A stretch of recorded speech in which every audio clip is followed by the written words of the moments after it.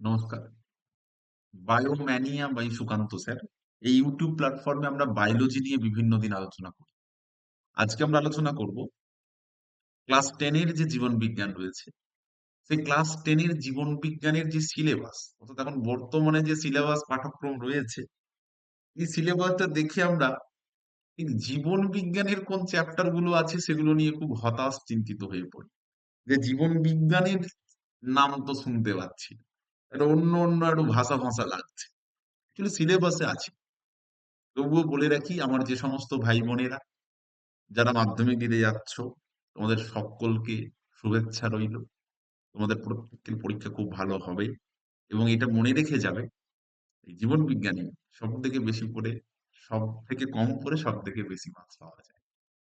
এবং এইটা মাথায় রেখেই তোমরা পরীক্ষাটা দিতে যাবে। এবং আমার বিশ্বাস, আর বাকি ইয়ার গুলোতেও যেভাবে হয়েছে, এটাতেই বেশি নাম্বার পেয়েছে মানুষজন, তোমরাও সেটাই পাবে। তবে হ্যাঁ, শেষ মুহূর্তে রিভিশনটা চলতে থাকে। আর যে সমস্ত আমার ছোট ছোট ভাই বোনেরা রয়েছে যে এবছর ক্লাস 10-এ উঠেছো, আর তাদের জন্য আজকে থেকে আমি গতদিন থেকেই শুরু করেছি জীবন বিজ্ঞান নিয়ে আলোচনা। আমরা জীবন বিজ্ঞানের বিভিন্ন টপিকে ডিসকাশন করব। আর যারা শেষ মুহূর্তে পরীক্ষা দিতে যাচ্ছ, তাদের যদি মনে হয় কোনো একটা টপিক কিছু কোথাও হয়তো একটু খুঁতখুঁতনি রয়ে গেছে, বা কোনো একটা টপিকের কোনো একটা জিনিস বুঝতে পারোনি, আমাকে এই ইউটিউবের কমেন্টে জানিও, আমি সেটা বুঝিয়ে দেবো। আজকে আমরা আলোচনা করব একদম 10 এর যে সিলেবাসটা রয়েছে, এই 10 এর সিলেবাসে লাইফ সায়েন্সের যে টপিক গুলো আছে, সেই টপিক গুলো দেখে অনেকে ভয় খেয়ে যায় যে এগুলো আসলে কি, কোন চ্যাপ্টার এগুলো। জীবজগতের নিয়ন্ত্রণ ও সমন্বয়, এটা কি জীবন বিজ্ঞানের কোনো চ্যাপ্টারের নাম? কিন্তু হ্যাঁ, এগুলো জীবন বিজ্ঞান চ্যাপ্টারের নাম।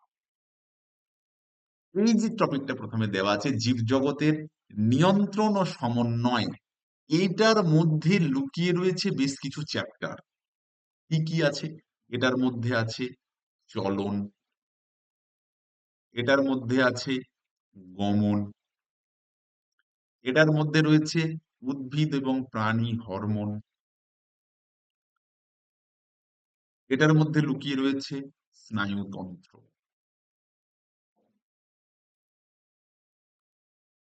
স্নায়ুতন্ত্র, তাহলে ভাবো, অ্যাকচুয়ালি সত্যিই তো এগুলো তো জীবজগতের নিয়ন্ত্রকই। চলন, গমন, হরমোন, স্নায়ুতন্ত্র, এগুলোকে সেজন্য আমরা বলি জীবজগতের নিয়ন্ত্রক, এবং যে জীবজগতের সাথে সমন্বয় সাধন করছে। নেক্সট চ্যাপ্টারটা দেখতে পাচ্ছ দেওয়া আছে জীবনের প্রবাহ মাত্রা। এটা আবার বায়োলজিতে কি না? এই জীবনের প্রবাহ মাত্রায় যে যে চ্যাপ্টার গুলো আমাদেরকে পড়তে হয়, সেটার মধ্যে হচ্ছে সেল ডিভিশন, কোষ বিভাজন, এর সঙ্গে জনন।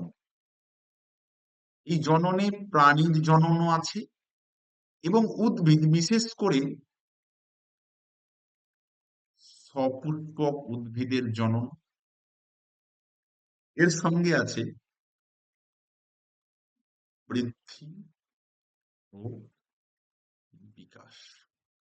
এইটা নিয়েই হচ্ছে জীবনের প্রবাহ মাত্রা। এবার 3 নম্বরে দেওয়া আছে বংশগতি ও বংশগত রোগ। এটা তো বলাই আছে কি কি আছে। বংশগতি, বংশগত রোগ, তার সঙ্গে সঙ্গে আমাদের ক্রোমোজোম, ডিএনএ, আরএনএ, এই বিষয়গুলো আছে।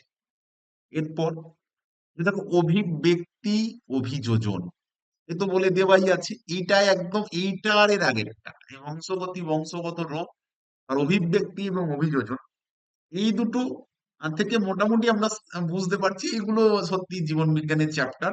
এগুলোর সঙ্গে আমাদের কান মন অভ্যস্ত জীবন বিজ্ঞান। লাস্ট এটা দেওয়া আছে পরিবেশ তার সম্পদ এবং তার সংরক্ষণ। তার মানে কি, পরিবেশের সম্পদ ধ্বংস হচ্ছে, তাকে সংরক্ষণ করতে হবে। এটাই আমরা কি কি পড়ি, বা এই জায়গাটায় আমাদেরকে কি কি পড়তে হয়। এই জায়গাটায় আমাদেরকে পড়তে হয় পরিবেশ দূষণ,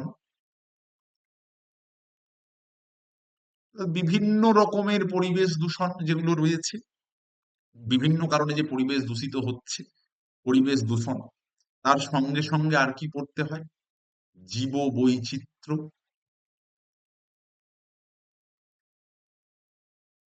এবং সংরক্ষণ। সংরক্ষণ মানে ইনসিটু এবং এক্সিটু যে সংরক্ষণ আমরা বলে থাকি, অর্থাৎ ইনসিটু এক্সিটু মানে কোনো প্রাণী বা কোনো উদ্ভিদের যেখানে জন্ম সেখানেই সংরক্ষণ, তাকে আমরা বলে থাকি ইনসিটু সংরক্ষণ। এবং এক্সিটু মানে যেখানে জন্ম সেখানে নয়, অন্য কোথাও অন্য কোনো স্থানে সংরক্ষণ, national park, wild life sanctuary, biosphere reserve, এই বিষয়ে। এটাই আমাদের অ্যাকচুয়াল সিলেবাস। কিসের সিলেবাস? ক্লাস 10 এর বায়োলজির সিলেবাস। তাহলে দেখো কি চ্যাপ্টারের নাম দেওয়া আছে আর সিলেবাসে কি আছে। সকলের জন্য শুভেচ্ছা, শুভকামনা রইল। নেক্সট ভিডিওয় আবার কোনো একটা টপিক নিয়ে এবার হাজির হব, 9 এর এবং 10 এর বিভিন্ন টপিক নিয়ে। তবুও তোমাদের যদি কোনো টপিক প্রয়োজন থাকে, দ্রুত তো বোঝার দরকার থাকে, আমাকে একটু কমেন্টে জানাবে। ভালো থাকবে সকলে। টাটা।